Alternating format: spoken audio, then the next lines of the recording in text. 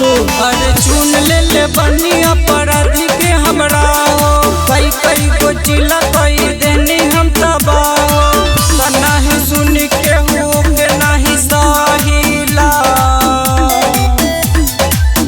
केहू कहे रंगदार कोई मवाली कहेला, हाई वांटेड सुपारी को मर्डर करिला। केहू कहे रंगदार कोई मवाली कहेला, हाई वांटेड सुपारी को मर्डर करिला। हाई वांटेड सुपारी को मर्डर करिला। केहू कहे रंगदार कोई मवाली कहेला, मर्डर करिला। नजर बा तेज हमरा पक्का निशाना बा, रुतवा से डरत हमर पूरा जमाना बा। नजर बा तेज हमरा पक्का निशाना बा, रुतवा से डरत हमर पूरा जमाना बा। त कौनो पे नहीं आश्रित रहिला,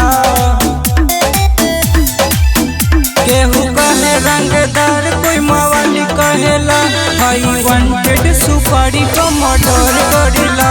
केहू कहे रंगदार कोई मवाली कहेला, हाई वांटेड सुपारी को मर्डर करिला।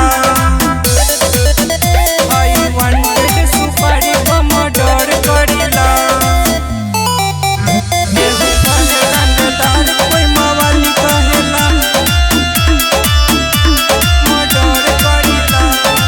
जेकरा में दम बहुआ के टकरा ले, न त हमार सोझा नजर झुका ले।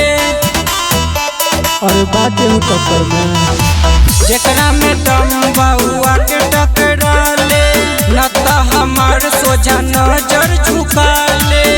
सुजी सुनील सिन्हा ठोकी बात कहिला,